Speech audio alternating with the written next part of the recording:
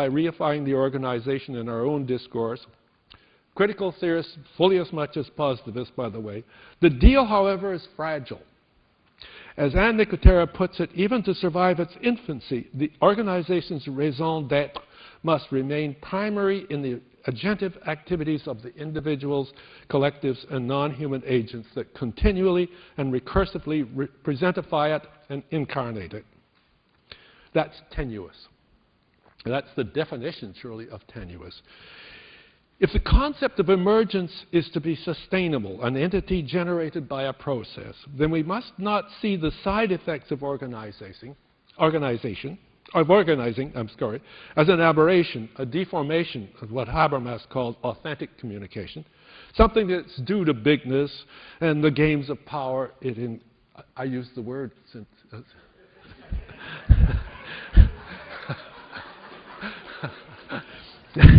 it encourages. Thank you. We must recognize the same effects as always potentially present even in the simplest of human encounters. And Nicotera's anecdote about overhearing colleagues chatter offers one clue, the pronouns. If I say you and I refer to two human actors.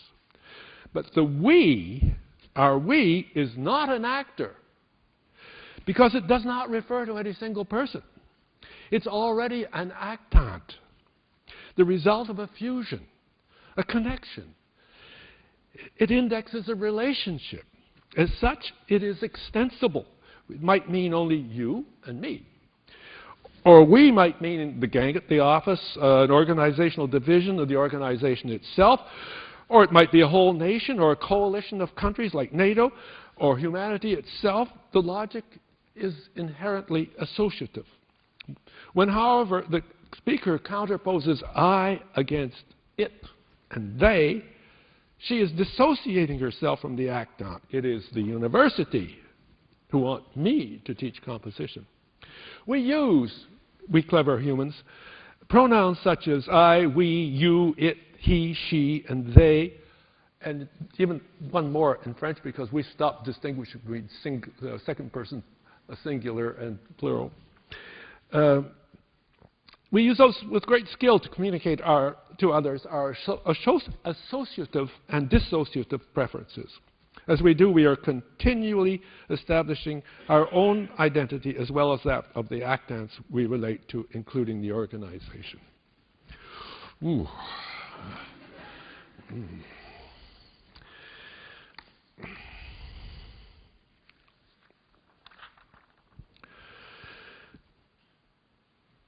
Can we generalize to the larger sphere of the whole network of communities practice that make up an organization?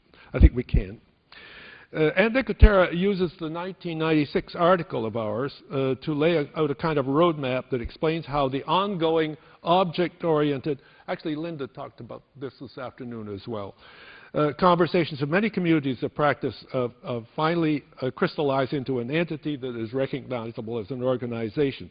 The crucial step in Anne's analysis is the construction of a text. Well, I guess our analysis is the construction of a text that both expresses the attitude of this strange new entity, the organization, and is recognized by people inside the organization as doing so because they find themselves and their activities mirrored in it.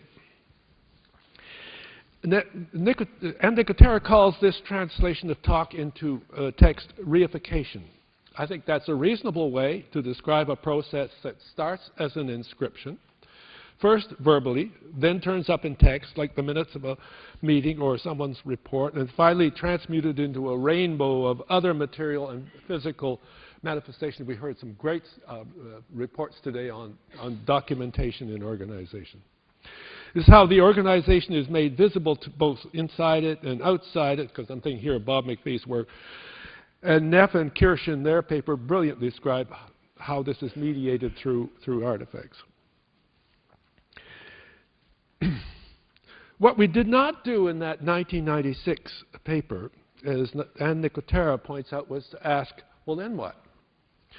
If Benoit Cordelier is right, and I assure you he is, at least in my experience, the game is just getting going at that point. We got the players out on the field in our article in 1996, And then we kind of went off to congratulate ourselves and have a beer. We almost missed the game itself. We've been trying to make up for our earlier want of diligence ever since. But what is truly exciting in this conference is that we now see we are part of a much larger community of similarly motivated researchers.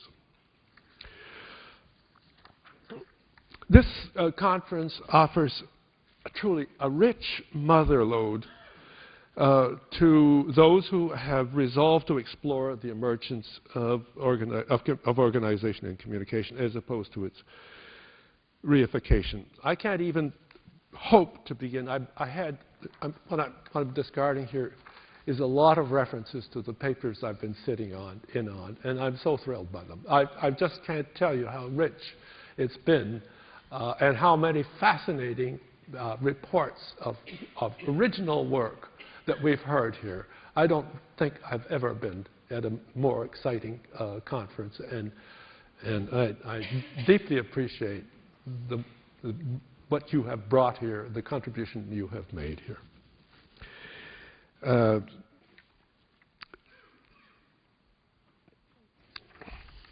So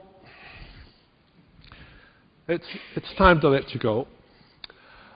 It's been wonderful. You're a fabulous bunch.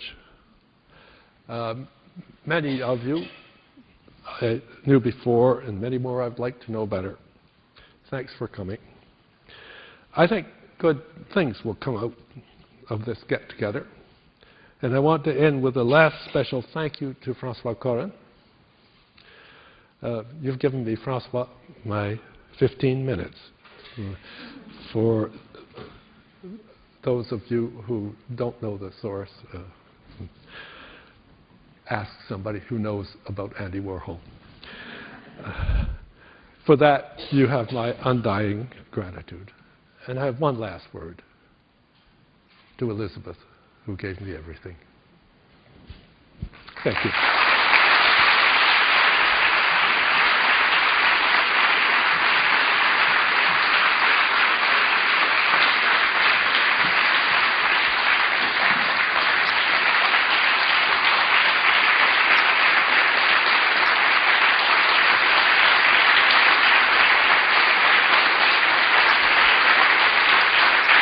Should be champagne.